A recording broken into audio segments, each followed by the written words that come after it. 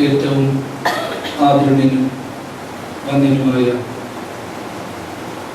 Father doctor TJ Joshi സെമിനാരിയുടെ വന്യനായ principal doctor Jacob അച്ഛൻ, സന്നിഹിതരായിരിക്കുന്ന വൈദിക ശ്രേഷ്ഠരെ, ഏറ്റവും ശ്രേഷ്ഠരായ അതിഥികളെ,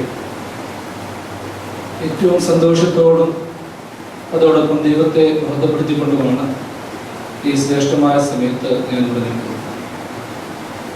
1972 അഭിവന്യ ഡോക്ടർ പൗലോസ് മാർ ഗ്രിഗോറിയോസ് തിരുമേനിയുടെ ശ്രേഷ്ഠമായ പ്രാന്തദർശിത്വത്തിൽ രൂപം കൊണ്ട ഈ പ്രസ്ഥാനം മലങ്കര സഭയുടെ ഒരു ഇന്റലക്ച്വൽ സെന്റർ ആകണമെന്ന് ഉള്ള മഹത്തായ ആഗ്രഹം അദ്ദേഹത്തിനുണ്ടായിരുന്നു. അനേകം ചർച്ചകൾക്ക്, അത് രാഷ്ട്രീയമായും സാമൂഹ്യമായും മതപരമായും ഒക്കെയുള്ള ചർച്ചകൾക്ക് ആതിഥേയത്വം വഹിച്ചിട്ടുള്ള ഒരു സെന്ററാണിത്. ആ പഴയ പ്രൗഢിയിലേക്ക് ഈ സെന്ററിനെ തിരിച്ചെത്തിക്കണമെന്നുള്ള ഏറ്റവും ശ്രേഷ്ഠമായ ആഗ്രഹത്തോടും ഉദ്ദേശശുദ്ധിയോടും കൂടിയാണ് നമ്മുടെ പ്രിൻസിപ്പൽ ഡോക്ടർ ജേക്കബ് കുര്യനച്ഛൻ ഇത് ഏറ്റവും ശ്രേഷ്ഠമായ ഒരു അനുഭവമാക്കി ഇതിനെ മാറ്റുവാൻ വേണ്ടിയെടുത്തു.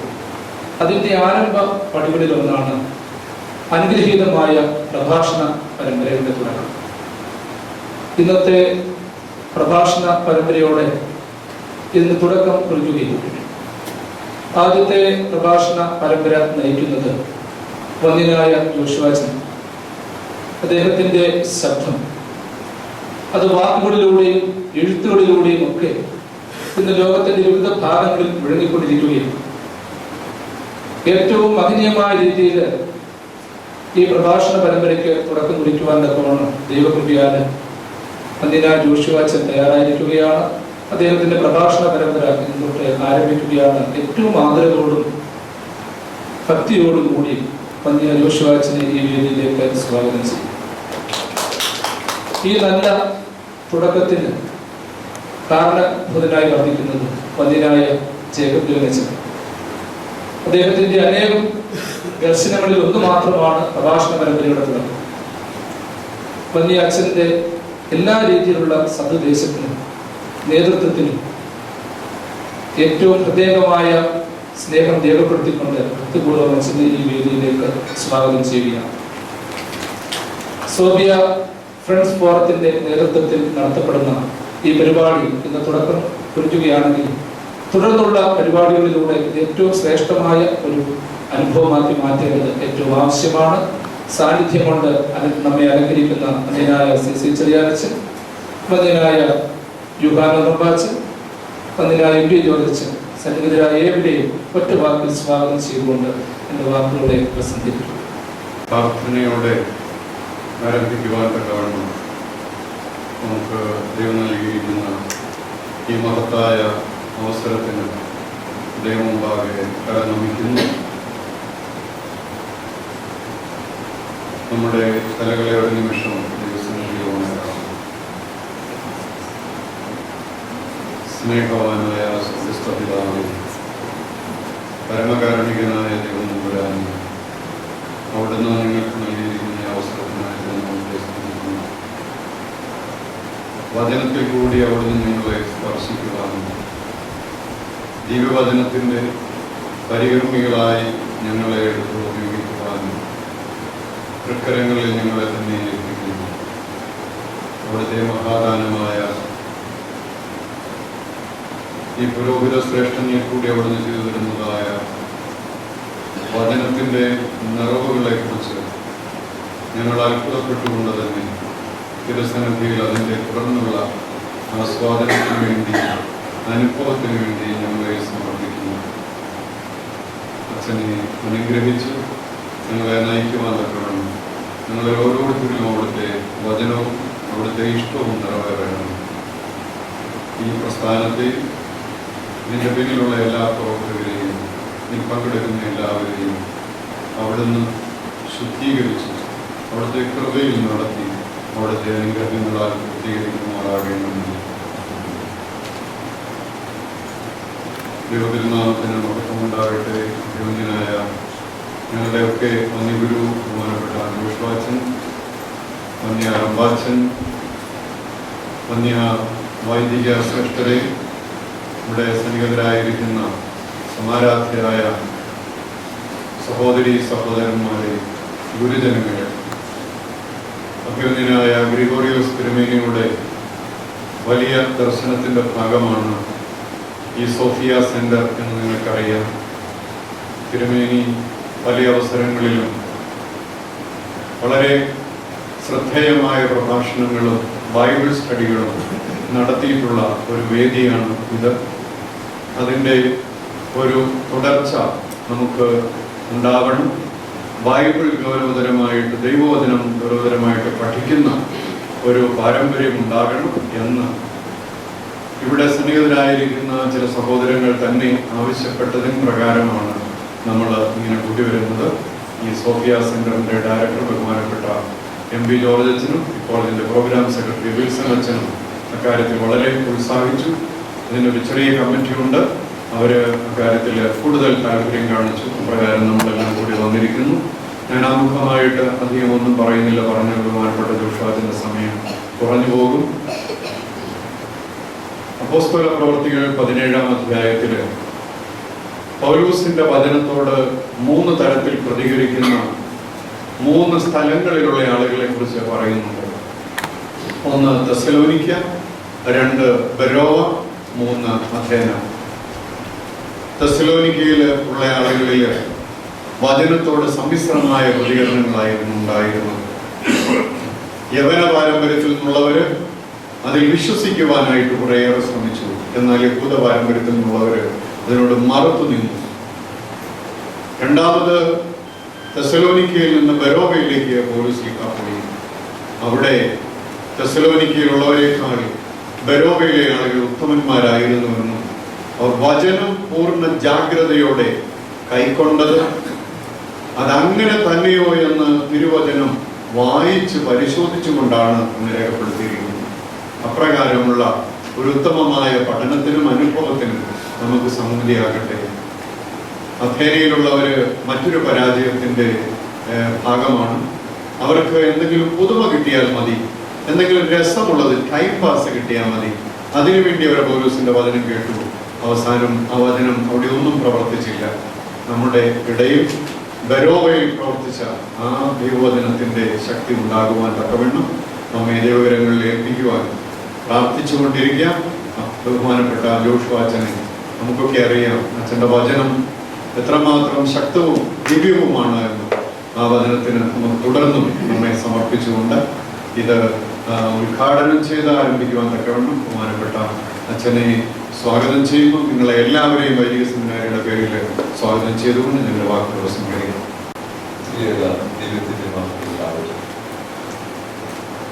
സോഫിയ സെന്റർ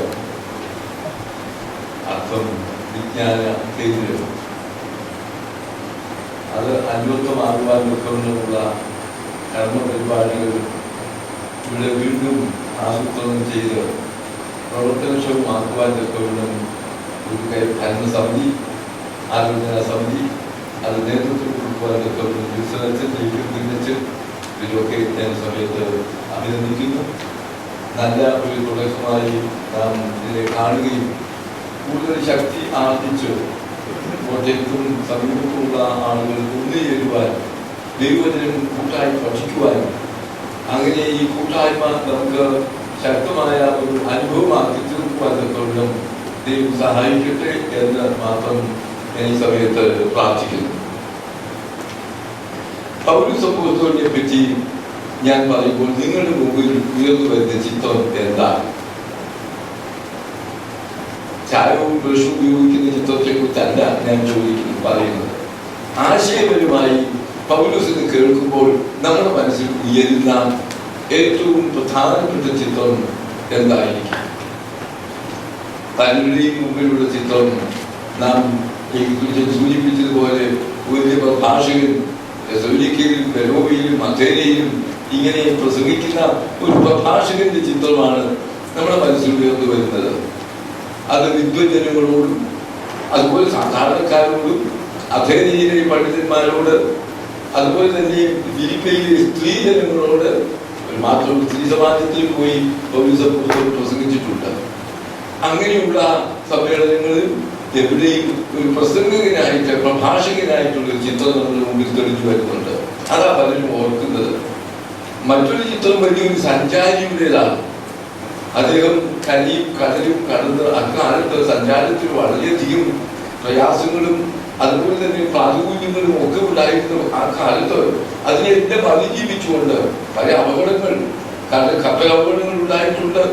കടലിലെ ആപത്ത് ഇങ്ങനെ പലതും അഭിമുഖീകരിച്ചുകൊണ്ട് റോമ സാമ്രാജ്യത്തിൽ ഉടനീളമായി സഞ്ചരിച്ച ഒരു വ്യക്തി എന്ന് പറയുമ്പോൾ 3 മിഷണറി യാത്ര അതല്ല 4ാമത്തെ യാത്രയും കൂടി ചെയ്തിട്ടുണ്ട് എന്ന് അനുമാനിക്കുവാൻ തക്കവണ്ണം വലിയൊരു സഞ്ചാരിയുടെ ചിത്രമാണ് നമ്മുടെ മനസ്സിൽ വരുന്നത്. പിന്നെന്താ ഒരു ചിത്രം വരാവുന്നത്? അദ്ദേഹത്തിന്റെ മറ്റൊരു ചിത്രമായിട്ട് നമ്മുടെ മനസ്സിൽ വരുന്നത് അത്ഭുതങ്ങൾക്ക് പ്രവർത്തിച്ച ആളാണ്. Is A miracle worker. അദ്ദേഹത്തിന്റെ വചനത്താൽ രോഗസൗഖ്യം ഉണ്ടായിട്ടുണ്ട്. എന്തിനെ മരിച്ചവരെ ഉയർപ്പിച്ചിട്ടുണ്ട്. ഈ വിധത്തിൽ അത്ഭുതങ്ങൾ ചെയ്യുന്ന ഒരു വലിയ സിദ്ധന്റെ ഒരു ചിത്രം നമ്മുടെ മനസ്സിൽ ഉയരാം. എന്നാൽ അധികം ഉയരാത്ത ഒരു ചിത്രമാണ് ഞാൻ നിങ്ങളുടെ മുന്നിൽ കൊണ്ടുവരുന്നത്. He was a man of prayer. ഒരു വലിയ പ്രാർത്ഥനാ മനുഷ്യനായിരുന്നു പൗലോസ് അപ്പോസ്തലൻ. അദ്ദേഹത്തിന്റെ ജീവിതത്തിന്റെ പ്രവർത്തനങ്ങളിലൊക്കെയും പ്രസംഗങ്ങളിലും അതുപോലെ മറ്റു എല്ലാ രംഗങ്ങളിലും ഈ വിജയം കൈവരിക്കുവാൻ മുഖ്യമായ കാരണം അദ്ദേഹത്തിന്റെ പ്രാർത്ഥന എന്നുള്ളതായിരുന്നു. അതറിയണമെന്നുണ്ടെങ്കിൽ അദ്ദേഹത്തിന്റെ ലേഖനങ്ങൾ നിങ്ങളത് പരിധി നോക്കിയാൽ മതി. ആ ലേഖനങ്ങളൊക്കെ ആരംഭിക്കുന്നത് പ്രാർത്ഥനയോടെയാണ്. എല്ലാ ലേഖനങ്ങളും പ്രാർത്ഥനയോടെയാണ് ആരംഭിക്കുന്നത്. അത് തന്നെ കൃത്യമായ പ്രാർത്ഥന, അർത്ഥപൂർണമായ പ്രാർത്ഥന. ഇത്രയധികം പ്രാർത്ഥനകൾ പൗലോസ് അപ്പോസ്തലൻ നടത്തിയിട്ടുള്ളോ എന്ന് നിങ്ങൾക്ക് അതിശയം തോന്നുന്നു. പുതിയ നിയമത്തിൽ ഇത്രയും പ്രാർത്ഥനകൾ പ്രാർത്ഥിച്ചിട്ടുള്ളതല്ല, പ്രാർത്ഥനകൾ രേഖപ്പെടുത്തിയിട്ടുള്ളത് മറ്റാരുടെയും ചിത്രം നമുക്ക് ലഭിച്ചിട്ടില്ല എന്ന് ഓർക്കുമ്പോൾ ഈ വിഷയത്തിൽ പൗലോസിനോട് അപ്പോസ്തലനോട് നമ്മൾ കടപ്പെട്ടിരിക്കുന്നു. അദ്ദേഹം എഴുതിയ എഫേസ്യ ലേഖനം വളരെ ഗംഭീരമായ ലേഖനമാണ്. നമ്മുടെ പൗലോസ് തിരുമേനിയുടെ മാസ്റ്റർ പീസ് എന്ന് പറയാം. എഫേസ്യ ലേഖനത്തിൽ ആധാരമാക്കി അദ്ദേഹത്തിന്റെ ബൈബിൾ ക്ലാസ് വളരെ വളരെ ഞാനിപ്പോൾ ഓർക്കുന്നുണ്ട്. അതിന്റെ നോട്ടുകളൊക്കെ എന്റെ കയ്യിൽ ഇപ്പോഴും ഇരിപ്പുണ്ട്. അദ്ദേഹം ഉപയോഗിച്ച നോട്ടുകൾ. ആ എഫേസ്യ ലേഖനം പൗലോസിന്റെ ചിന്താധാരയുടെ പ്രത്യേകിച്ച് സഭാശാസ്ത്രത്തെ പറ്റി എക്ലീസിയോളജിയെ കുറിച്ചുള്ള പൗലോസിന്റെ ഉന്നതമായ ഉദാത്തമായ ദർശനമാണ് അതിലുള്ളത്. ആ ലേഖനത്തിൽ 2 പ്രാർത്ഥനകളുണ്ട്. മറ്റുള്ളവർക്ക് ഒരു പ്രാർത്ഥനയുള്ളൂ. ഇതിനകത്ത് 2 ദീർഘമായ പ്രാർത്ഥനയുണ്ട്. 1-ാം അധ്യായത്തില് 15 മുതൽ 22 വരെയുള്ള വാക്യങ്ങളിൽ 1-ാമത്തെ പ്രാർത്ഥന നമുക്ക് കാണാം. വളരെ ഗംഭീരമാണ്, ആശയസമ്പുഷ്ടമാണ്, മനസ്സിലാക്കുക ഒറ്റ വായനയ്ക്ക് മനസ്സിലാക്കുവാൻ പ്രയാസമാണ്. 2-ാമത്തെ പ്രാർത്ഥന 3-ാം അധ്യായത്തിലാണ്. അത് 14-ാമത്തെ വാക്യം മുതൽ 21-ാമത്തെ വാക്യം വരെയാണ്. 3-ാം അധ്യായം 14 മുതൽ 21-ാമത്തെ വാക്യം വരെ. നമ്മുടെ സമയം പരിമിതമാണ്, എനിക്കറിയാം. ആ സമയത്തിനുള്ളിൽ നമുക്ക് ഇത് അവസാനിപ്പിക്കുകയും ചെയ്യാം. ഈ പ്രാർത്ഥനയാണ് ഇന്ന് നമ്മൾക്ക് തുടക്കം കുറിക്കുവാൻ. ഇതിന്റെ ഉദ്ഘാടനം പൗലോസ് അപ്പോസ്തലൻ ഒരു പ്രാർത്ഥനയോടെ ആകാം എന്ന് ഞാൻ കരുതി. അതുകൊണ്ട് ആ പ്രാർത്ഥന ഞാനത് വായിക്കട്ടെ. വേദപുസ്തകം ഉള്ളവര് വായിച്ചിന് വരുമ്പോൾ വേദപുസ്തകം കൂടി കൊണ്ടുവരണം എന്ന് ഞാൻ അഭ്യർത്ഥിക്കുന്നു. ചെറിയ എഡീഷനായി പോക്കറ്റിൽ വന്നാലും മതി. ഏതായിരുന്നാലും അത് ഉപകാരപ്രദമായിരിക്കും. നമുക്ക് പഠിക്കുന്നതിന് ബൈബിൾ പഠനമായിട്ടാണ് ഉദ്ദേശിക്കുന്നത് എന്നുള്ളത് കൊണ്ട് നേരെ മറ്റു വിഷയങ്ങൾക്കാണെങ്കിൽ നമുക്ക് വേണമെന്നില്ല. പ്രാർത്ഥന ഞാൻ വായിക്കട്ടെ. ആദ്യനിമിത്തം ഞാൻ സ്വർഗത്തിലും ഭൂമിയിലുമുള്ള സകല കുടുംബത്തിലും പേര് വരുവാൻ കാരണമായ പിതാവിന്റെ സന്നിധിയിൽ മുട്ടുകുത്തുന്നു. അവൻ തന്റെ മഹത്വത്തിന്റെ ധനത്തിനൊത്തവണ്ണം അവന്റെ ആത്മാവിനാൽ നിങ്ങൾ അകത്തെ മനുഷ്യനെ സംബന്ധിച്ച് ശക്തിയോടെ നിരപ്പെടേണ്ടതിനും 1, 2 ക്രിസ്തു വിശ്വാസത്താൽ നിങ്ങളുടെ ഹൃദയങ്ങളിൽ വസിക്കേണ്ടതിനും വരം നൽകണം എന്നും നിങ്ങൾ സ്നേഹത്തിൽ വേരൂന്നി അടിസ്ഥാനപ്പെട്ടവരായി വീതിയും നീളവും ഉയരവും ആഴവും എന്ന് സകല വിശുദ്ധന്മാരോടും കൂടെ ഗ്രഹിപ്പാനും പരിജ്ഞാനത്തെ കവിയുന്ന ക്രിസ്തുവിൻ സ്നേഹത്തെ അറിവാനും പ്രാപ്തരാകുകയും നാലാമത് ദൈവത്തിന്റെ എല്ലാ നിറവിനോളം നിറഞ്ഞു വരികയും വേണം എന്നും പ്രാർത്ഥിക്കുന്നു. മനോഹരമായ ഒരു പ്രാർത്ഥന അപ്പോസ്തലന്റേത് നമുക്ക് പഠനമാക്കാം. 3 ചോദ്യങ്ങൾക്ക് ഉത്തരം നൽകുമ്പോൾ ഈ പ്രാർത്ഥന നമുക്ക് അതിന്റെ അർത്ഥം ഗ്രഹിക്കുവാൻ സാധിക്കും. എന്താണ് 3 ചോദ്യങ്ങൾ?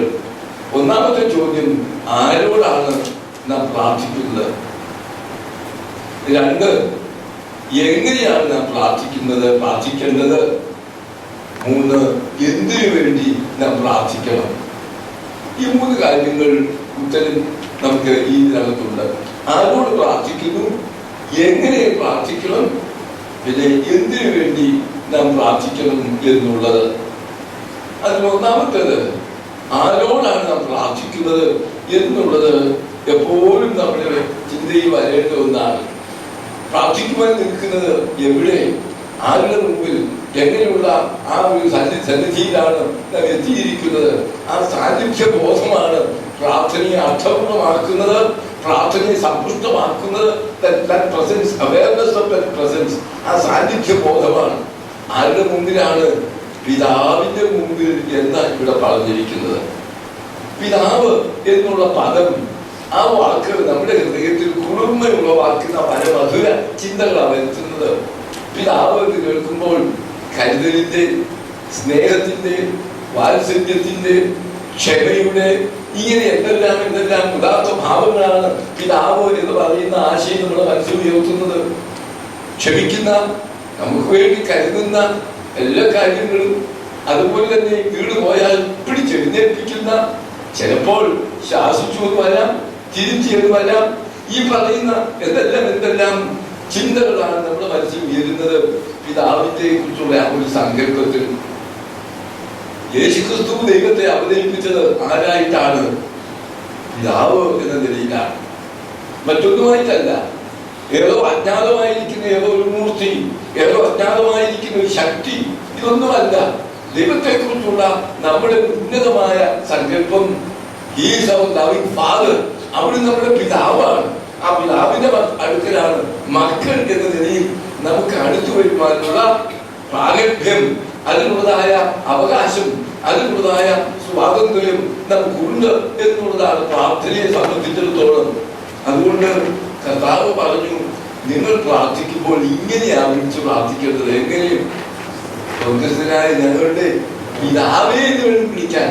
ആ പിതാവേ എന്ന് ഉപയോഗിച്ചിരിക്കുന്ന വാക്ക് പ്രത്യേകം അർത്ഥപൂർണമാണ്. അറാബി ഭാഷയിൽ അബ്ബാ എന്നാ, അബോ എന്ന് സുറിയാനി, മറ്റേ പൗരസ്ത്യ സുറിയാനിയില് അബ്ബാ എന്ന പാശ്ചാത്യത്തിലാണ് അബോ എന്ന് പറയുന്നത്. അബ്ബാ എന്നുള്ള വാക്ക്, ആ വാക്ക് യഹൂദന്മാര് അവരുടെ അപ്പച്ചനെ വിളിക്കുന്ന വാക്കാണ്. ഇപ്പോൾ ഡാഡി എന്നും പപ്പ എന്നും പിന്നെ എന്തെല്ലാം വാക്കുകളൊക്കെ പോകുന്നു അപ്പ എന്നും ഒക്കെ പറയുന്നത്. യഹൂദന്മാര് മക്കൾ അപ്പനെ വിളിക്കുന്ന വാക്കാണ് അബ്ബാ എന്നുള്ളത്. But they will never address God as Abba. അവർ ഒരിക്കലും ദൈവത്തെ അബ്ബ എന്ന് വിളിക്കില്ല. കാരണം മാനുഷികമായ പിതാവിനെ വിളിക്കുന്ന ഒരു പേര്, ഉന്നതനായ അഗമ്യ തേജോമയനായ മഹാപ്രാഭവനായിരിക്കുന്ന സർവചരാചരങ്ങളുടെ സൃഷ്ടാവായ ദൈവത്തിന് ഈ പേരെടുത്തു കൊടുക്കുകയോ, അയ്യോ അത് വലിയ തെറ്റാണ് എന്ന വിധത്തിൽ അവർ ഒരിക്കലും ആ പേര് ദൈവത്തിന് ഉപയോഗിച്ചില്ല. എന്നാൽ യേശുക്രിസ്തു എന്ന് നമ്മെ പഠിപ്പിച്ചപ്പോൾ നിങ്ങൾ അങ്ങനെ തന്നെ വിളിക്കണം ദൈവത്തെ. എങ്ങനെ? അബ്ബാ എന്ന് വിളിക്കണം. എന്തിന്? To show the intimacy. നമുക്ക് ദൈവത്തോട് നമ്മുടെ അടുപ്പവും ഉടപ്പവും, നമുക്കുള്ളതായ ആ ബന്ധം എത്ര ഗാഠമാണെന്ന്, എത്ര ഉച്ചതാണെന്ന് നമ്മെ പഠിപ്പിക്കുവാനായിട്ടാണ് ഈ വാക്ക് തന്നെ ഉച്ചരിക്കുവാൻ പറഞ്ഞത്. അതുകൊണ്ടാണ് റോമാലേഖനം 8-ാം അധ്യായം 15-ാമത്തെ വാക്യത്തിൽ നമ്മൾ വായിക്കുന്നുണ്ട്, നാം അബ്ബാ പിതാവേ എന്ന് വിളിക്കുന്ന പുത്രത്വത്തിന്റെ ആത്മാവിനെ അത്രേ പ്രാപിച്ചിരിക്കുന്നത്. അബ്ബാ പിതാവേ എന്ന് വിളിക്കുന്ന അത് ആ വാസ്തവത്തിൽ സത്യം തെറ്റാണ്. അബ്ബ എന്ന് വെച്ചാൽ പിതാവേ എന്ന് വേണം പറയാൻ. അത് അബ്ബാ പിതാവേ എന്നാലും വിളിക്കില്ല. അബ്ബ എന്നുള്ളതിന്റെ അർത്ഥമാണ് എന്ത്? പിതാവേ. അറാമ്യ ഭാഷയിൽ അബ്ബ അതിന്റെ അർത്ഥമോ പിതാവേ. അബ്ബ എന്ന് വെച്ചാൽ പിതാവേ എന്ന് വിളിച്ച് പ്രാർത്ഥിക്കുവാൻ കൊണ്ട് നമുക്ക് എന്താ നൽകിയിരിക്കുന്നത്? പുത്രത്വത്തിന്റെ ആത്മാവിനെ നൽകിയിരിക്കുന്നു. അതുകൊണ്ട് നമ്മൾ പ്രാർത്ഥിക്കുന്നത് എങ്ങനെ? എപ്പോഴും ദൈവസന്നിധി വരുമ്പോൾ അപ്പച്ചായത് തന്നെയാ വിളിക്കുന്നത്. ആ ഒരു വലിയ അവബോധമാണ് നമുക്ക് ദൈവസന്നിധിയിൽ വരുമ്പോൾ എപ്പോഴും ഓർക്കുവാനുള്ളത്. കർത്താവാണ് പഠിപ്പിച്ചത്. നിങ്ങൾ അങ്ങനെയാണ് ദൈവസന്നിധിയിലേക്ക് വരുമ്പോൾ ആ ഒരു ബന്ധമാണ്. ഗലാത്യ ലേഖനത്തിൽ ഇത് തന്നെ നമ്മൾ വായിക്കുന്നുണ്ട്. ഗലാത്യ ലേഖനം 4-ാം അധ്യായം 6-ാമത്തെ വാക്യത്തിൽ പൗലോസ് സൂചിപ്പിക്കുന്നത് ഇതിന് സമാനമായിരിക്കുന്ന ഒന്നാണ്. അദ്ദേഹം പറയുന്നു, നാം നിങ്ങൾ മക്കളാകൊണ്ട് അബ്ബാ പിതാവേ എന്ന് വിളിക്കുന്ന സ്വപുത്രന്റെ ആത്മാവിനെ നമുക്ക് തന്നിരിക്കുന്നു എന്ന്. ഗലാത്യർ 4 വേണ്ടി ഒന്നുകൂടെ ആവർത്തിക്കാം. മറ്റത് 8-15 4-6 ഗലാത്യ ലേഖനം. അപ്പൊ ഇവിടെയൊക്കെ നമ്മൾ കണ്ടത് ഈ അബ്ബ എന്ന് വിളിക്കുന്നതിനെ കുറിച്ചുള്ള ഒരു കാര്യമാണ്. അത് മറ്റൊരു വിശേഷണം കൂടി ഈ അബ്ബ പിതാവിന്. ഇവിടെ വിശേഷണം എന്താ കൊടുത്തിരിക്കുന്നത്? സ്വർഗത്തിലും ഭൂമിയിലുമുള്ള സകല കുടുംബങ്ങൾക്കും എന്നല്ല അവിടെ പറയുന്നത്. സകല പിതൃത്വത്തിനും സകല പേരന്റേജിനും കാരണഭൂതനായിരിക്കുന്ന പിതാവാണ്. ആ പിതാവിന്റെ വിശേഷണം അർത്ഥപൂർണമാണ്. ഇവിടെ കുടുംബമെന്ന പേര് വെച്ചിരിക്കുന്നത്. കുടുംബമല്ല, പാട്രിയ എന്നുള്ള വാക്കിന്റെ അർത്ഥം പിതൃത്വം എന്താണ്? സ്വർഗത്തിലും ഭൂമിയിലുള്ള സകല പിതൃത്വത്തിലും. അപ്പോൾ നിങ്ങൾ വൈഭവപ്പെടും മാതൃത്വത്തിന് സ്ഥാനമില്ലേ എന്ന്. അതുകൊണ്ട് തന്നെ പേരന്റേജ് എന്ന് ഞാൻ പറഞ്ഞത്. അങ്ങനെയുള്ള അതിനെല്ലാത്തിനും കാരണഭൂതനായിരിക്കുന്ന എന്ന് മാത്രമല്ല, അവർക്കെല്ലാം മോഡലായിരിക്കുന്ന, എല്ലാ പിതൃത്വത്തിലും മാതൃകയായിട്ടൊരു പിതാവുണ്ട്. അതാണ് സ്വർഗത്തിലെ പിതാവാ. ഞാനും ഒരു പിതാവാ, വലിയ പിതാവാ, വല്യപ്പന. പക്ഷെ എനിക്ക് മോഡലായിട്ട്, നിങ്ങൾക്ക് മോഡലായിട്ട്, ഈ പിതാക്കന്മാർക്ക് മാതാക്കൾക്ക് മോഡലായിട്ട് ആരെന്ന് ചോദിച്ചാൽ ഈ പിതാവാണ്. അതുകൊണ്ടാണ് സ്വർഗത്തിലും ഭൂമിയിലുള്ള സകല പിതൃത്വത്തിനും കാരണഭൂതനും അതേ സമയത്ത് മാതൃകയുമായിരിക്കുന്ന ആ പിതാവിന്റെ മുമ്പിലാണ് നിങ്ങൾ പ്രാർത്ഥിക്കുന്നത് എന്ന് ഓർക്കുമ്പോൾ നമുക്ക് വലിയ അവകാശമാണ് അവിടേക്ക് വരുന്നത്. അതുകൊണ്ടാണ് യോഹന്നാന്റെ 1-ാമത്തെ ലേഖനം 3-ാം അധ്യായം 2-ാമത്തെ വാക്യം നമ്മൾ വായിക്കുന്നുണ്ട്. നമുക്ക് മക്കൾ എന്ന് വിളിക്കപ്പെടുവാൻ പിതാവ് നമുക്ക് എത്ര വലിയ ദൈവമക്കൾ എന്ന് വിളിക്കപ്പെടുവാൻ എത്ര വലിയ സ്നേഹം നൽകിയിരിക്കുന്നു. So we are the children of God. As such, we can come to the Heavenly Father and address him as Abba, അപ്പച്ച എന്ന് വിളിക്കുവാനൊക്കെ ഉള്ള ആ ഒരു ഇന്റിമസി നമുക്കുണ്ട് ദൈവത്തിന്റെ സന്നിധിയിൽ. അല്ലാതെ അജ്ഞാതമായിരിക്കുന്ന ഏതോ ഉഗ്രമൂർത്തിയുടെ അടുക്കൽ, ഏതോ ഒരു ശക്തിയുടെ അടുക്കലേക്കല്ല ഞാൻ പ്രാർത്ഥിക്കുവാൻ വരുന്നത് എന്ന് ഓർക്കുമ്പോൾ പ്രാർത്ഥനയ്ക്ക് പ്രത്യേകമായ വശ്യതയുണ്ട്, അതിന് പ്രത്യേകമായ ശക്തിയുണ്ട്. അത് ഈ ഒരു ബന്ധവുള്ള അനുസ്മരണമാണ്, ആ സാന്നിധ്യ ബോധമാണ് നമുക്ക് പ്രാർത്ഥനയ്ക്ക് ഊർജം പകരുന്നത്. രണ്ടാമത് 1-ാമത്തെ ചോദ്യത്തിന്റെ ഉത്തരം നമുക്ക് ലഭിച്ചു കഴിഞ്ഞു. സ്വർഗത്തിലും ഭൂമിയിലുള്ള സകല കുടുംബത്തിനും കാരണഭൂതനായിരിക്കുന്ന, മാതൃകയായിരിക്കുന്ന ആ പിതാവിന്റെ അടുക്കലാണ് നാം പ്രാർത്ഥിക്കുവാൻ വരുന്നത് എന്നുള്ളത്. രണ്ടാമത് എങ്ങനെയാ പ്രാർത്ഥിക്കേണ്ടത് എന്ന് നമ്മൾ പറയുന്നു. പൗലോസ് പറയുന്നു, ആ പിതാവിന് മുമ്പിൽ ഞാൻ മുട്ടുകുത്തുന്നു എന്ന്. അത് ശ്രദ്ധിക്കേണ്ട ഒരു കാര്യമാണ്. സാധാരണ യഹൂദന്മാർ പ്രാർത്ഥിക്കുന്നത് നിന്നുകൊണ്ടാണ് പ്രാർത്ഥിക്കുന്നത്. യഹൂദന്മാരുടെ കാനോനിക പ്രാർത്ഥനകളെല്ലാം നിന്നുകൊണ്ടാണ്. നമ്മുടെ ഈ പ്രാർത്ഥനകൾ കൗമ എന്ന് നിൽക്കുന്ന നിന്നുകൊണ്ടുള്ള പ്രാർത്ഥനയാണ് നമുക്കൊക്കെ ഉള്ളത്. നമ്മുടെ പാരമ്പര്യം ഈസ്റ്റേൺ ട്രഡീഷണലാണ്. അവർ ആ പ്രാർത്ഥനകൾ നിന്നുകൊണ്ടാണ് പ്രാർത്ഥിക്കുന്നത്. എന്നാൽ പേഴ്സണൽ ആൻഡ് പ്രൈവറ്റ് പ്രയർ നടത്തുമ്പോൾ മുട്ടുകുത്തി പ്രാർത്ഥിക്കുമായിരുന്നു എന്ന് നമുക്ക് കാണാം. ഇത് കാനോനികമായ, ഔദ്യോഗികമായ, ഔപചാരികമായ പ്രാർത്ഥനകളൊക്കെ നിന്നുകൊണ്ടാണ് നടത്തുന്നത്. എന്നാൽ കുറെ കൂടെ വ്യക്തിപരമായിരിക്കുന്ന, അതുപോലെ തന്നെ പ്രത്യേകമായിരിക്കുന്ന പ്രാർത്ഥനയുടെ അവസരം വരുമ്പോൾ മുട്ടുകുത്തി പ്രാർത്ഥിക്കുന്നു. ഗെത്സെമോനിൽ നാം കണ്ടത് എങ്ങനെയാ? കർത്താവ് ഒരു കല്ലും മുമ്പോട്ട് പോയി മുട്ടുകുത്തി പ്രാർത്ഥിക്കുന്നു. യഹൂദനെ മുട്ടുകുത്തി പ്രാർത്ഥിക്കുന്ന അല്ല അവന്റെ പതിവ്. കർത്താവ് പതിവ് ലംഘിച്ചതല്ല, നേരെ മറിച്ചത് പ്രൈവറ്റ് പ്രയർ, പ്രത്യേകമായ പ്രാർത്ഥനയാണിത്. അവന്റെ 3 നേരത്തെ പ്രാർത്ഥനയുടെ പ്രാർത്ഥനയല്ല ഇത്. പേഴ്സണൽ പ്രയർ, പ്രത്യേകമായി നടത്തുന്ന പ്രാർത്ഥനയാണ്. അതുകൊണ്ട് നമുക്ക് ദൈവസന്നിധിയിൽ അങ്ങനെ വരുമ്പോൾ ഈ മുട്ടുകുത്തുന്നത് ഇതിനെ സൂചിപ്പിക്കുന്നത് ആദരവിനെ, വണക്കത്തിന്റെ, ഭക്തിയുടെ വികാരമാണ് മുട്ടുകുത്തുന്നത്. ശരീരാത്മ മനസ്സുകളെ മുഴുവനായി അവിടുത്തെ മുമ്പാകെ നമിച്ചുകൊണ്ട് ഭക്തിയോടുകൂടി ആരാധിക്കുന്ന, പ്രാർത്ഥിക്കുന്ന അനുഭവമാണ് ഈ കുമ്പിട്ട് പ്രാർത്ഥിക്കുന്നത്. നമ്മുടെ ഇവാനിയസിൽ വേണ്ടി പ്രസംഗിച്ചാലും എപ്പോഴും അദ്ദേഹം ഓർമ്മിപ്പിക്കാറുള്ള ഒന്നാണ് കുരിശ് വരച്ച് കുമ്പിട്ട് പ്രാർത്ഥിക്കണം.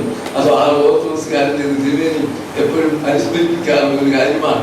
ഈ കുമ്പിടുന്നതിന്റെ അർത്ഥം ഒരു എക്സസൈസ് എന്നുള്ളതിനേക്കാൾ കൂടുതൽ ശരീരവും മനസ്സും മുഴുവനായി ദൈവത്തിന് മുമ്പാകെ സമർപ്പിക്കുന്നു എന്നുള്ളതിന്റെ ആ ആദരവിന്റെയാണ്.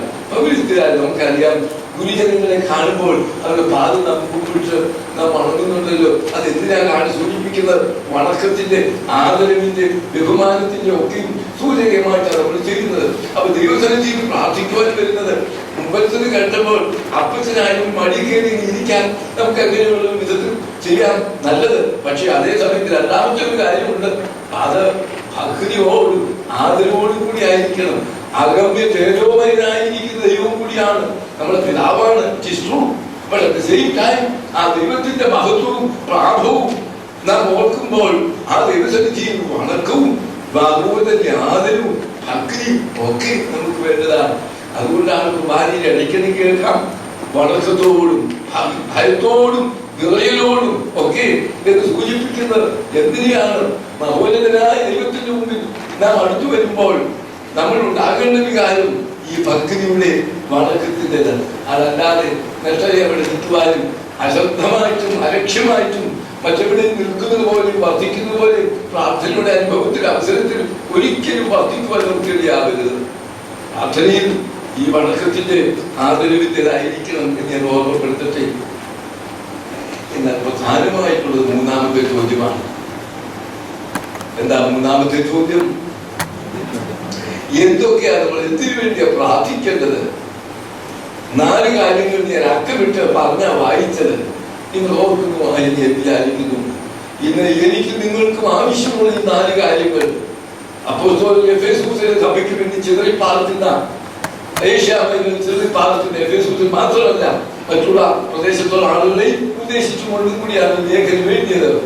അവിടെയുള്ള ആളുകൾ അത് വളരെ പ്രയാസത്തിൽ കൂടി കഴിഞ്ഞു പോകുന്ന ആളുകൾ അവരുടെ ആവശ്യത്തെ പറ്റി ശരിയായി മനസ്സിലാക്കിക്കൊണ്ട് അവരുടെ ആത്മീയമായ അവസ്ഥ എന്ത് എന്ന് നേരായി മനസ്സിലാക്കിക്കൊണ്ട് അവർക്ക് വേണ്ടി അപ്പോസ്തലൻ നടത്തുന്ന പ്രാർത്ഥന ഇന്ന് 21ാം നൂറ്റാണ്ടിൽ ജീവിക്കുന്നു എന്ന് അവകാശപ്പെടുകയും മറ്റു പലതിനെ പറ്റിയും പഠിക്കുകയും ചെയ്ത് നമുക്ക് ആവശ്യമുള്ള കാര്യങ്ങളാണ് അവിടെ പറഞ്ഞിരിക്കുന്നത്.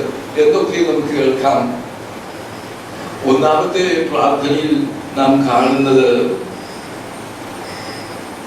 നിങ്ങളുടെ അകത്തെ മനുഷ്യൻ ശക്തിയോടെ ബലപ്പെടേണ്ടതിന് ഞാൻ പ്രാർത്ഥിക്കുന്നു എന്നാണ്.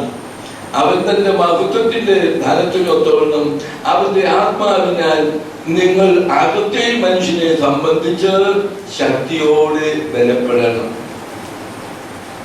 എന്താ ഈ അകത്തെ മനുഷ്യൻ എന്ന് സൂചിപ്പിക്കുന്നത്? അകത്തെ മനുഷ്യൻ എന്ന് പറയുമ്പോൾ the inner being, the inner മാൻ എന്നുള്ളതിന്റെ ഔട്ടർ മാൻ, ഇന്നർ മാൻ എന്ന് നമ്മൾ പറയുമ്പോൾ അന്നുള്ള യവന ചിന്താഗതിയിൽ ദ ഇന്നർ മാൻ, അകത്തെ മനുഷ്യൻ എന്ന് പറഞ്ഞാൽ അവർക്ക് എളുപ്പം മനസ്സിലാവും. നമുക്ക് അത്രയും എളുപ്പമല്ല. നമ്മൾ ഉടനെ ആത്മാവ് അതാണ് അകത്തെ മനുഷ്യൻ എന്ന് നമ്മൾ വിചാരിക്കും. ആത്മാവ് എന്നുള്ളതല്ല ഇവിടെ വിവക്ഷിക്കുന്നത്. All the inner faculties of man, നമ്മുടെ ആന്തരിക ചേതനകൾ എല്ലാം, വികാരം, ഇച്ഛാശക്തി, നമ്മുടെ മനസാക്ഷി, ഇതെല്ലാം ഉൾക്കൊള്ളുന്നതാണ് നമ്മുടെ ആന്തരിക ആന്തരികമായ ഘടകങ്ങൾ എന്ന് പറയുന്നത്. ആ ആന്തരിക ഘടകങ്ങളെല്ലാം ബലപ്പെടണം, ശക്തിപ്പെടണം എന്നാണ് അപ്പോസ്തലൻ സൂചിപ്പിക്കുന്നത്. ഇത് നമ്മുടെ ഇന്നത്തെ വലിയൊരു ആവശ്യം എനിക്ക് തോന്നുന്നു. നമ്മൾ പുറമേയുള്ള മനുഷ്യൻ ശക്തിപ്പെടുവാൻ നമ്മളൊക്കെ ആഗ്രഹിക്കുന്നുണ്ട്, അതിനുവേണ്ടി നമ്മൾ ശ്രദ്ധിക്കുന്നുണ്ട്. എവിടെയെങ്കിലും അല്പം ഒരു വേദനയോ അസ്വാസ്ഥ്യമോ ഉണ്ടായാൽ ഉടനെ സൂപ്പർ സ്പെഷ്യാലിറ്റി ഡോക്ടറെ തന്നെ നമ്മൾ കാണും, അത് പരിഹാരം കണ്ടെത്തും. കാരണം ഈ പുറമേയുള്ള മനുഷ്യന്റെ കാര്യത്തിൽ അത്രമാത്രം ശ്രദ്ധ നമുക്കുണ്ട്. നല്ല കാര്യമാണ് ഹെൽത്ത് കോൺഷ്യസ്നെസ്. അത് കാരണം ശരീര ദൈവത്തിന്റെ മന്ദിരമാണ്. ആ മന്ദിരത്തെ വിശുദ്ധിയും ആരോഗ്യത്തിനും കാത്തു സൂക്ഷിക്കണം, അതിന് ശരിയായി ചെയ്യണം, ശ്രദ്ധിക്കണം. സംശയിക്കുന്നില്ല. പക്ഷേ ഈ അകത്തെ മനുഷ്യനെ സംബന്ധിച്ച് ഇന്ന് അത്ര കാര്യമായിട്ടൊന്നും എടുക്കുന്നില്ല എന്നുള്ളതാണ്. എന്നാൽ പൗലോസ് പ്രാർത്ഥിച്ചത് നിങ്ങൾക്ക് ആവശ്യം നിങ്ങളുടെ അകത്തെ മനുഷ്യൻ ശക്തിപ്പെടണം. എങ്ങനെ? നിങ്ങളുടെ ബുദ്ധി അത് ശക്തിപ്പെടുത്തുമെങ്കിൽ മാത്രമേ കാര്യങ്ങളെ വിവേചിച്ചറിയുവാൻ നിങ്ങൾക്ക് കഴിയുകയുള്ളൂ. അതുപോലെ തന്നെ നിങ്ങളുടെ വൈകാരിക തലത്തിൽ വളർച്ച ഉണ്ടായെങ്കിൽ ശക്തിപ്പെട്ടതേ ഒക്കുള്ളൂ. അല്ലെങ്കിൽ നിങ്ങൾ വികാരജീവികളായി, നിങ്ങൾ നിർവികാരികളായി ഒക്കെ പോകാവുന്നതാണ്. പ്രധാനപ്പെട്ട ഒന്നാണ് മനസാക്ഷി എന്ന് പറയുന്നത്. അത് മരവിച്ചു പോയിരുന്നു എങ്കിൽ പിന്നത്തെ കാര്യം ഞാൻ പറയേണ്ട കാര്യമില്ല, അവസ്ഥ പറയേണ്ട കാര്യമില്ല. അതുപോലെ ഇച്ഛാശക്തി, അത് വിൽ പവർ, അത് നമുക്ക് വേണ്ടവണ്ണം ശക്തിപ്പെടുന്നില്ല എങ്കിൽ നമ്മുടെ ജീവിതം പൊലിഞ്ഞു പോകുന്നതാണ്. ഇതെല്ലാം ഉൾക്കൊള്ളുന്ന അകത്തെ മനുഷ്യൻ ഒന്ന് ബലപ്പെട്ട് കിട്ടുമ്പോഴാണ് നമുക്ക് നമ്മുടെ ആ ജീവിതത്തിന്റെ ആ ഒരു വളർച്ചയിലേക്ക് നാം എത്തുന്നത്. പൗലോസ് പ്രാർത്ഥിച്ചതും ഇത് തന്നെയാണ്.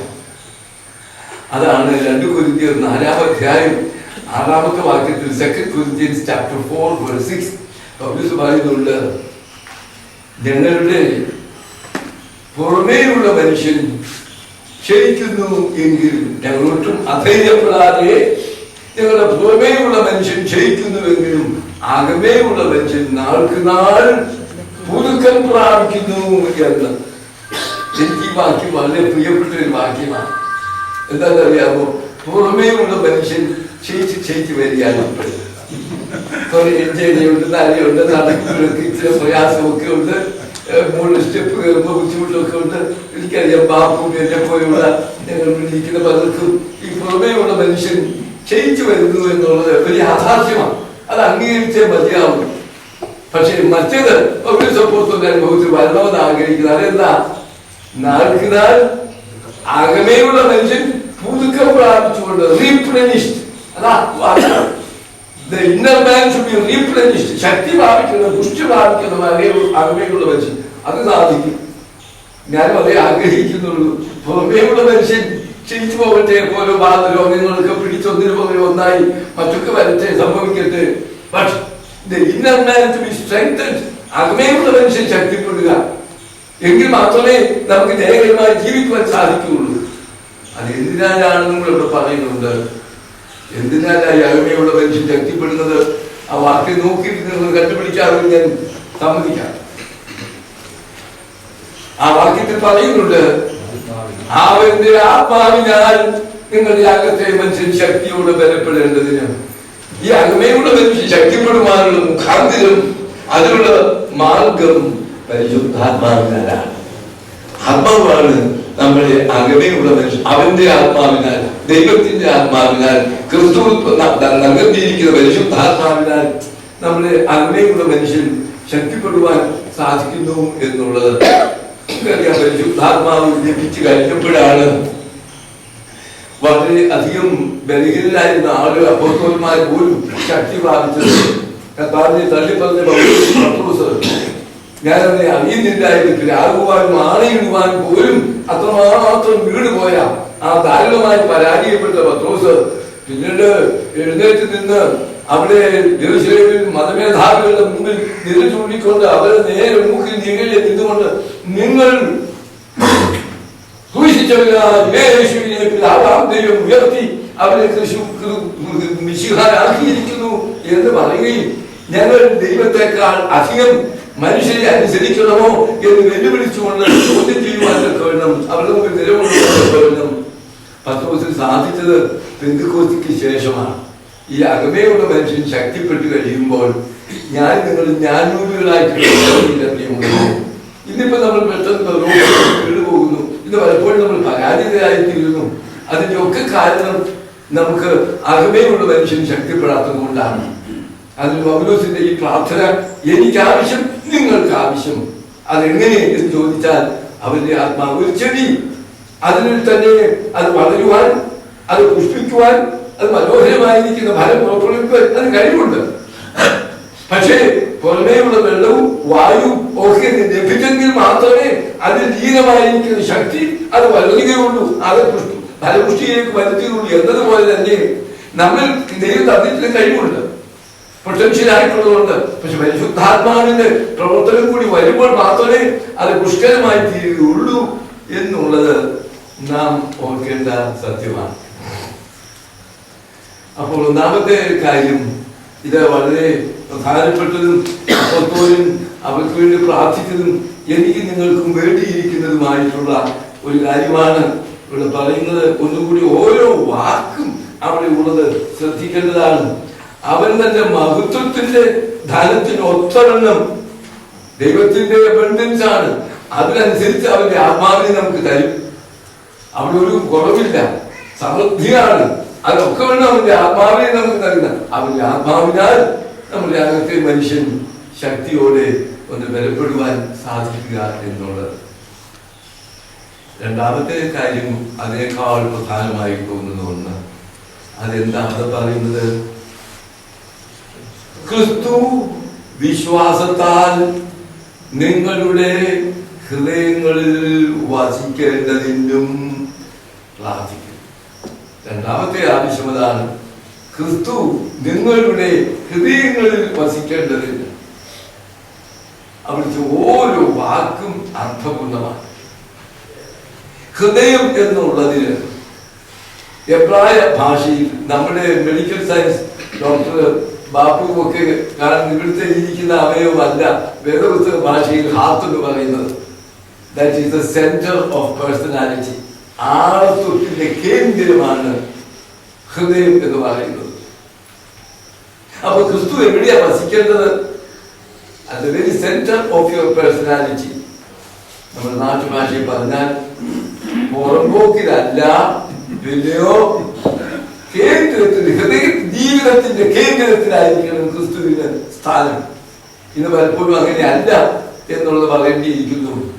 ക്രിസ്തു കേന്ദ്രത്തിലല്ല, ക്രിസ്തു കേന്ദ്രീകൃതമായ ഒരു ജീവിതത്തിന്റെ ഉടമകളായി തീരുക എന്നുള്ളതാണ് ക്രിസ്തു നിങ്ങളുടെ ഹൃദയങ്ങളിൽ വസിക്കേണ്ടതിന്. അവിടെ വസിക്കേണ്ടതിന് എന്നുള്ള വാക്കും അർത്ഥപൂർണമാണ്. യോഹന്നാന്റെ സുവിശേഷം വായിക്കുമ്പോൾ അബൈഡിങ് എന്നുള്ള വാക്ക് അർത്ഥപുഷ്ടമാണ്. 15-ാം അധ്യായം വായിക്കാമെങ്കിൽ എന്നിൽ വസിപ്പിൻ, നിങ്ങളിൽ വസിക്കും. അബൈഡിങ് മ്യൂച്വൽ ബൈഡിങ്, അബൈഡിങ് എന്നുള്ള വാക്ക് വളരെ ആവർത്തിച്ചിട്ടുള്ള ഒന്നാണ്. ഇവിടെ വസിക്കുക എന്ന് പറയുന്നത് പ്രത്യേകിച്ച് പൗലോസ് ഉപയോഗിച്ചിരിക്കുന്ന വാക്ക്, ഗ്രീക്ക് ഉപയോഗിച്ചിരിക്കുന്ന വാക്ക് വന്ന് പാർക്കുക എന്നല്ല, പിന്നെയോ സ്ഥിരമായി സ്ഥായിയായി വസിക്കുക എന്ന അർത്ഥങ്ങളുണ്ട്. ലോഡ്ജിൽ പോയി വല്ലപ്പോഴും പോയി താമസിച്ചിട്ട് പോയതുപോലെ വല്ലപ്പോഴും പോയി താമസിക്കുന്നതല്ല. ക്രിസ്തുവിന്റെ ഹൃദയത്തിൽ വല്ലപ്പോഴും പെരുന്നാളിനും അല്ലെങ്കിൽ നോമ്പുകളിലും അല്ലെങ്കിൽ മറ്റേതെങ്കിലും പ്രത്യേക സന്ദർഭത്തിലും വന്ന് വസിക്കുന്ന കാര്യത്തെ കുറിച്ചല്ല ഇവിടെ പറയുന്നത്. നേരെ മറിച്ച് കറ്റൊഴിക്കുക എന്ന് പറയുന്ന അർത്ഥം പെർമനന്റ്ലി, നിത്യമായി, സ്ഥിരമായി, സ്ഥായിയായി ഹൃദയത്തിൽ വസിക്കുക എന്നുള്ളത്. അതാണ് നമ്മൾ ആഗ്രഹിക്കേണ്ടത്. കർത്താവും ആഗ്രഹിക്കുന്നത്. കണ്ടാൽ ഞാൻ വാതിൽക്കൽ നിന്ന് മുട്ടുന്നു. വെളിപാട് പുസ്തകം 3-ാം അധ്യായം 20-ാമത്തെ വാക്യത്തിൽ, ഞാൻ വാതിൽക്കൽ നിന്ന് മുട്ടുന്നു, ആരെങ്കിലും വാതിൽ തുറന്നാൽ ഞാൻ അകത്തിയെന്ന് അവനോടും അവൻ എന്നോടും അത്താഴം കഴിക്കും എന്ന് കർത്താവ് ആഗ്രഹത്തോടെ ഹൃദയത്തിൽ വന്നു കഴിഞ്ഞാൽ ഈ അത്താഴം കഴിക്കുക എന്ന് പറയുന്നതിന്റെ അർത്ഥം ആ ഏറ്റവും വലിയ ആ fellowship of the table, fellowship table ആണ് യഹൂദന്മാരുടെ സംഘത്തിൽ ഏറ്റവും വലിയ ഉച്ചബന്ധം. ഫെലോഷിപ്പ് ടേബിളാണ്. അവർക്ക് തന്നെയാണ് ഒരുമിച്ച് ഭക്ഷിക്കുക എന്ന് പറയുന്ന അവരുടെ ഏറ്റവും വലിയ അനുഭവം എന്ന് പറയുന്നത്. ഈ ഒരു അനുഭവത്തിലേക്കാണ് പറയുന്നത്, ഞാൻ അവരോട് കൂടി വസിക്കും. പിന്നെ അവിടെ ആ വാക്കിനകത്ത് പിന്നെയും ഓരോ വാക്കും നമ്മൾ അവഗസനം ചെയ്യുമ്പോഴാണ് ഇവിടെ പറയുന്നത് ക്രിസ്തു എങ്ങനെ ഹൃദയത്തിൽ വസിക്കുവാൻ എഴുതിയാലും എന്നാണ് ശരിയായിട്ട് കിട്ടുന്നില്ല എന്നുള്ളതാണ്. ക്രിസ്തു വിശ്വാസത്താൽ ഹൃദയത്തിൽ വസിക്കേണ്ടതിനും എന്ന് പറയുമ്പോൾ ക്രിസ്തു നമ്മളിലേക്ക് വരുന്നത് വിശ്വാസത്തിൽ കൂടി ഹിതമായി നമ്മൾ നമ്മെ തന്നെ സമർപ്പിച്ചുകൊണ്ട് ക്രിസ്തുവിന് വേണ്ടി നമ്മെ തന്നെ നാം തുറന്ന് സമർപ്പിച്ച് അവിടുത്തെ സ്വാഗതം ചെയ്യുമ്പോൾ ആ വിശ്വാസത്തിലാണ്. അല്ലാതെ അവിടെ തള്ളി തുറന്ന അകത്തേക്ക് വരികയില്ല. നീ നിന്നെ തന്നെ സറണ്ടർ ചെയ്തുകൊണ്ട് ഇൻ ആബ്സല്യൂട്ട് ഫെയ്ത്ത് ക്രിസ്തുവിനേക്കിലേക്ക് സ്വാഗതം ചെയ്യുന്നു എങ്കിൽ അവൻ നമ്മുടെ ഹൃദയത്തിൽ വസിക്കുന്നു. അതുകൊണ്ട് ആ വിശ്വാസത്താൽ ക്രിസ്തുവിനുള്ള ഹൃദയങ്ങളിൽ സ്ഥിരമായും സ്ഥായിയായും വസിക്കേണ്ടതിനും പ്രാർത്ഥിക്കുന്നു എന്നുള്ളത്. നമ്മുടെ കുർബാനയിലൊക്കെ ഇന്നിപ്പോ കൂടുതൽ ആളുകൾ പങ്കാളികളാകുന്നു എന്നുള്ളത് വലിയൊരു അനുഭവമാണ്. വളരെ സന്തോഷകരമായ ഒരു കാര്യമാണ്. പക്ഷെ ഒരു ആത്മശോധന നമ്മുടെ ഭാഗത്തു നിന്ന് ഉണ്ടാകുന്നു. അച്ഛന്മാരും വേണം. അച്ഛന്മാരിൽ നിന്ന് കുർബാന വരുന്നില്ല, അവരും ചെയ്യേണ്ടതാണ്. ഈ ഒരു വലിയൊരു ഒക്കേഷൻ കർത്താവിന്റെ ജീവിതത്തിലേക്ക്, എന്റെ ഹൃദയത്തിലേക്ക് കടന്നു വരുന്ന ഒരു അനുഭവം, ഒരു ദിവ്യ അതിഥി വരുമ്പോൾ എന്തൊക്കെ ഒരുക്കങ്ങൾ, എങ്ങനെയൊക്കെയുള്ള സന്നാഹങ്ങൾ, ഏതെല്ലാം തരത്തിലുള്ള സംവിധാനങ്ങൾ നാം ചെയ്യുന്നോ അതേ ഒക്കെ ഉപരിയായിട്ടുള്ള ഒരു അനുഭവത്തിൽ കർത്താവിൽ നമ്മൾ വസിക്കുവാൻ പറ്റും. അവിടെ നമ്മുടെ അധിനാഥനായി സ്റ്റിയറിംഗ് അവിടുത്തെ കയ്യില. ഇനി ഞാനല്ല. പൗലോസ് അപ്പോസ്തലൻ പറയുന്ന ഒരു വാക്യമുണ്ട്, വളരെ ശ്രദ്ധേയമാണ്. ഗലാത്യർ 2:20. ഗലാത്യർ 2:20 അദ്ദേഹം പറയുന്നു, ഈ വസിക്കുന്നത് ഞാനല്ല, എന്നിൽ വസിക്കുന്ന ക്രിസ്തു അത്രേ, ഞാനല്ല. My ego is pushed out, but in this place Christ dwells. എങ്ങനെ പെർമനന്റ്ലി ക്രിസ്തുവാണ് അവിടെ വസിക്കുന്നത്. എന്റെ ഹൃദയത്തിൽ സ്ഥായിയായി സ്ഥിരമായും അവിടെ വസിക്കുന്നു. എന്റെ ഞാനല്ല. ആ ഒരു അനുഭവം നമുക്ക് എന്നാ കൈവരുവാൻ കഴിയുന്നത്? ഇപ്പോഴും ഈ ഞാൻ, എന്റേത്, നമ്മുടെ ഈഗോ അല്ലെ നമ്മളധികം മുന്നിട്ട് നിൽക്കുന്നത്, അതൊന്ന് മാറ്റിയിട്ട് കർത്താവേ, പൗലോസ് അപ്പോസ്തലൻ പ്രാർത്ഥിച്ചതുപോലെ എന്റെ ജീവിതത്തിൽ ക്രിസ്തു അധിനാഥനായി എല്ലാത്തിലും എല്ലാമായി സ്ഥിരമായി ഒന്ന് വസിക്കുന്ന ഒരു അനുഭവം കൈവന്നാൽ പിന്നെ ജീവിതത്തിനപ്പുറത്ത് വേറെ ഒന്നും വേണ്ട. അതാണ് പ്രാർത്ഥിക്കുന്നത്. രണ്ടാമത്തെ കാര്യം, ഒന്നാമത് നമ്മൾ കേട്ടു, ആദ്യത്തെ മനുഷ്യൻ ശക്തിയോടെ ബലപ്പെടുവാൻ കഴിയേണ്ടത്, അത് വിശ്വാസം, അത് പ്രത്യേകമായിട്ട് അവന്റെ ആത്മാവിനാൽ ശക്തിപ്പെടുന്നു. രണ്ടാമത് നാം മനസ്സിലാക്കിയത്, അവൻ നമ്മുടെ ഹൃദയത്തിൽ വന്ന് വസിക്കുവാൻ തക്ക വേണം. അത് വിശ്വാസത്താൽ നമ്മുടെ ഹൃദയത്തിൽ വന്ന് വസിക്കുക. ഈ മൂന്നാമത്തെ ഒരു കാര്യം അത് പ്രധാനമാണ്. അത് എന്താണെന്ന് ചോദിച്ചാൽ സ്നേഹത്തെ പറ്റിയാ അത് പറയുന്നത്. ക്രിസ്തു വന്ന് വസിച്ചു കഴിയുമ്പോൾ തന്നെ അവിടെ സ്പോണ്ടേനിയസ് ആയിട്ട്, നാച്ചുറൽ ആയിട്ട് വരുന്നത് എന്താ? സ്നേഹമാണ്. അപ്പോഴാ പറയുന്നത് അതിന്റെ ഫലമായിട്ട്, അതിന്റെ അടുത്ത സ്റ്റെപ്പായിട്ട് നമുക്ക് വരുന്നത് സ്നേഹത്തിൽ വേരൂന്നി. ഒരു ചെടി എങ്ങനെയാ അതിന്റെ വേര് ഊന്നി ഇറങ്ങിച്ചെല്ലുന്നത്? എന്തിനാ? ആ സ്നേഹത്തിലാണ് അങ്ങോട്ട് ഇറങ്ങിച്ചെല്ലുന്നത്. അതിനൊരു കെട്ടിടം, അതിന്റെ അടിസ്ഥാനം എന്താ? ആ അടിസ്ഥാനം അതാ വേരൂന്നി അടിസ്ഥാനപ്പെട്ടവരായി.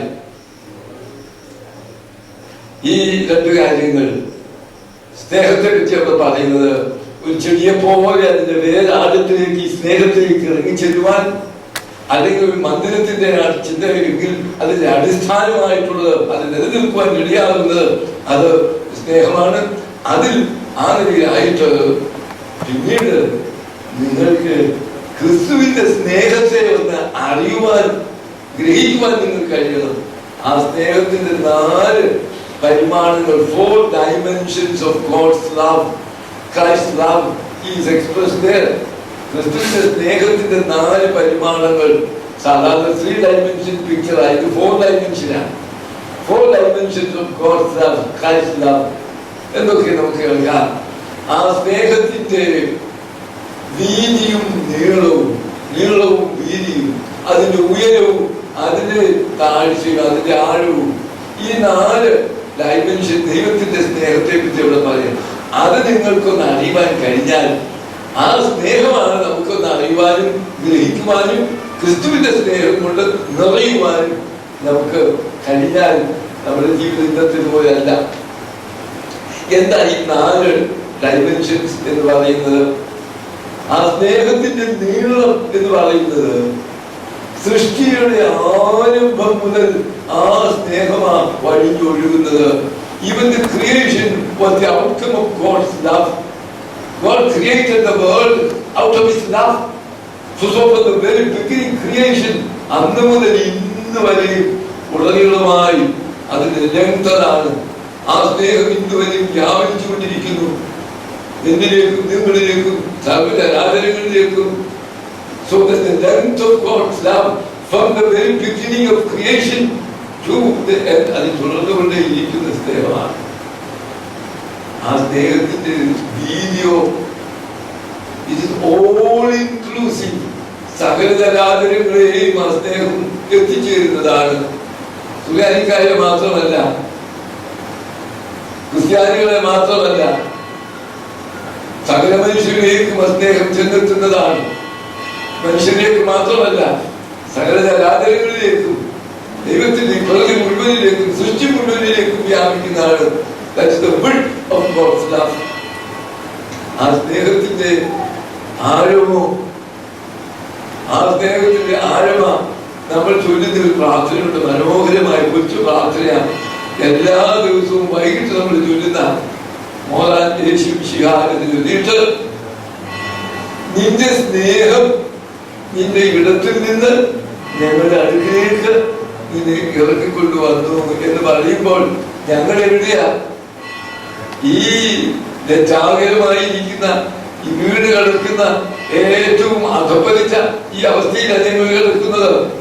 ഞങ്ങളുടെ അടുക്കിലേക്ക് ആ സ്വർഗ്ഗോന്നതങ്ങളിൽ പിതാവിന്റെ മഹത്വത്തിൽ പിതാവിനോട് കൂടി വിചാരിക്കുന്നവരായ അവിടുന്ന് സ്വർഗ്ഗോന്നതങ്ങളിൽ നിന്ന് താഴേക്ക് ഇറങ്ങി വന്നു. അതാണ് the depth of God's love. ദൈവത്തിന്റെ സ്നേഹത്തിന്റെ ആഴമാണ് അവിടുന്ന് തന്നെ ഇറക്കിക്കൊണ്ട് വന്നത്. സ്നേഹത്തിന്റെ ഉയരമോ? കൊലോസ്യരുടെ 3-ാം അധ്യായം 1-ാമത്തെ വാക്യത്തിലുള്ള കൊലോസ്യർ 3:1 അവിടെ പറയുന്നത് ക്രിസ്തു നമ്മെ ഉയർപ്പിച്ച് സ്വർഗത്തിൽ ഇരുത്തി എന്നാ പറയുന്നത്. They have been raised to God's place. സ്വർഗത്തിൽ പിതാവിന്റെ സന്നിധിയിലേക്ക് നമ്മെ ഉയർത്തുവാൻ നിൽക്കുമെന്നും സ്വർഗത്തിന്റെ അനുഗ്രഹമായ അനുഭവത്തിലേക്ക് നമ്മൾ ഉയർത്തുവാൻ നിൽക്കുമെന്നും ഈ സ്നേഹത്തെ കുറിച്ച് അറിയുമ്പോൾ, നമ്മുടെ ഹൃദയത്തിൽ ഈ സ്നേഹം നിറഞ്ഞു കഴിയുമ്പോൾ, തീർച്ചയായിട്ടും ക്രിസ്തുവിന്റെ സ്നേഹം അറിയുമ്പോഴാണ് സ്നേഹം കൊണ്ട് നമ്മൾ നിറയുന്നത്. നമുക്ക് 5:45 നിർത്തണം ഇല്ലേ? അനുസരിച്ച് നിർത്താം. അത് ഒരു കാര്യം കൂടെ പറയട്ടെ. ഈ സ്നേഹം എങ്ങനെയാ അറിയുന്നത്? സകല വിശുദ്ധന്മാരോട് കൂടെ അറിയുവാനും എന്തും കൂടി ഉണ്ട്. അതിന്റെ അർത്ഥം ദൈവസ്നേഹം അനുഭവിക്കണമെങ്കിൽ only in the fellowship of the believers. ഒറ്റയ്ക്ക് ദൈവത്തിന്റെ സ്നേഹം അനുഭവിക്കാൻ ഒക്കില്ല. അതേ ഈ കൂട്ടായ്മ, അല്ല ഈ ഫെലോഷിപ്പ്, അതാ സകല വിശുദ്ധന്മാരോട് കൂടെ ഈ സ്നേഹം അനുഭവിക്കാൻ കഴിയുന്നത്. ലാസ്റ്റ്ലി അവസാനം പറയുന്നത് അവന്റെ നിറവിനോളം നിറഞ്ഞു വരണം. ദൈവത്തിന്റെ സ്വഭാവ മഹിമയുണ്ട്, അതിന്റെ ഫുൾനെസ്, അതിലേക്ക് ഉള്ള വളർച്ചയാണ്. കർത്താവ് പറഞ്ഞത്, നിങ്ങൾ സ്വർഗസ്ഥനായ പിതാവ് സൽഗുണപൂർണനായിരിക്കുന്നത് പോലെ നിങ്ങളും. അതാ നമ്മുടെ മുമ്പിലുള്ള ടാർഗറ്റ് ഇച്ചിരി ഒന്നുമല്ല. ഞാൻ ഏതാണ്ട് ആയിരുന്ന ആർക്കെങ്കിൽ പറയാൻ ഒക്കില്ല. ഞാൻ വിശുദ്ധിയുടെ മികവിലായി എന്ന് ഒരു മനുഷ്യനും പറയാൻ ഒക്കില്ല. നമ്മുടെ ടാർഗറ്റ് എന്താ? അതാ ആ നിറവിനോളം സ്വഭാവ മഹിമയോളം നിറഞ്ഞു വരുവാൻ വേണ്ടവും പൗരസപ്പോത്തോൽ പ്രാർത്ഥിക്കുക. എന്തോ ഒരു പ്രാർത്ഥനയാണ്. തന്നെ വിശ്വസിക്കുന്ന മക്കൾ അവരുടെ വളർച്ചയുടെ ആ അളവ് എത്രമാത്രം വലുത് വ്യാപകമാണ്, ആളുകൾ വരെ എത്തുവാൻ വേണ്ടും പ്രാർത്ഥിക്കുന്നു എന്നുള്ളത്. ഈ ഒരു പ്രാർത്ഥന പൗരസപ്പോത്തോലൻ നടത്തിയിരിക്കുന്ന പ്രാർത്ഥന എനിക്ക് വേണ്ടിയാണ്, നിങ്ങൾക്ക് വേണ്ടിയാണ്. നമുക്ക് പണക്കാം ഒരു നിമിഷം പ്രാർത്ഥനയ്ക്കായി.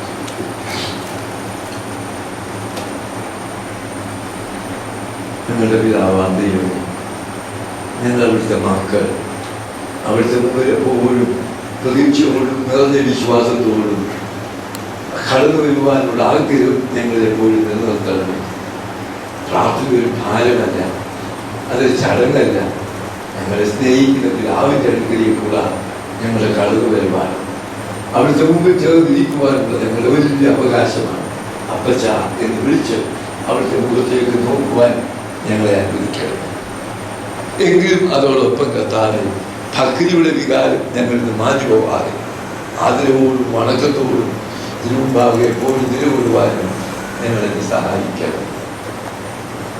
നാഥ, ഞങ്ങളുടെ അകത്തെ മനുഷ്യന് ബലഹീനമായിരിക്കുന്നു. പലപ്പോഴും നമ്മൾ അരിശപ്പെടുന്നു, വേണ്ടവണ്ണം ചിന്തിക്കുവാൻ കഴിയുന്നില്ല, തീരുമാനങ്ങൾ എടുക്കുവാൻ പുറത്തു നിൽക്കുവാൻ കഴിയുന്നില്ല, പല പരാജയങ്ങളും. Strengthen our inner man. ഞങ്ങളുടെ പുറമേയുള്ള മനുഷ്യൻ ചെയ്യട്ടെ, കുഴപ്പമില്ല. അകമേയുള്ള മനുഷ്യൻ നാൾക്ക് നാൾ ഇടയാകെ. അവിടുന്ന് ഞങ്ങളുടെ ഹൃദയങ്ങളിൽ സ്ഥിരമായി സ്ഥായിയായി വസിച്ച് അവിടുന്ന് ഞങ്ങളെ നയിക്കണമേ, നടത്തണമേ. സമസ്ത കാര്യങ്ങളും അവിടുത്തെ ഹിതത്തിനൊത്തവണ്ണം നിർവഹിക്കുവാൻ ഞങ്ങൾക്ക് ഇടയാക്കണം. കർത്താവേ, നിന്റെ ദിവ്യ സ്നേഹത്തെ ഞങ്ങൾ അനുഭവിച്ചറിഞ്ഞ് ആ സ്നേഹം കൊണ്ട് നിറഞ്ഞവരായി ഞങ്ങളുടെ കുടുംബജീവിതത്തിലും സാമൂഹിക ബന്ധങ്ങളിലും ഒക്കെ ആ സ്നേഹത്തിന്റെ ചാനലുകളാൽ ഞങ്ങളെ ആക്കി തീർക്കണം. നാൾക്ക് നാൾ ഞങ്ങൾ വളർന്നു അവിടുത്തെ മഹിമയുടെ ആ ഉന്നതത്തിലേക്ക് ഉയരുവാനൊക്കെ വേണം അടിയാരായി ഞങ്ങളെ തുണയ്ക്കണം. ആരും ഞങ്ങൾ നിന്നെ അയച്ച പിതാവിനെയും ആത്മാവിനെയും ഇപ്പോഴും എപ്പോഴും എന്നുവന്നേക്കും സ്തുതിച്ച് മഹത്വപ്പെടുത്തുവാനായിട്ട് തന്നെ. ആമേൻ.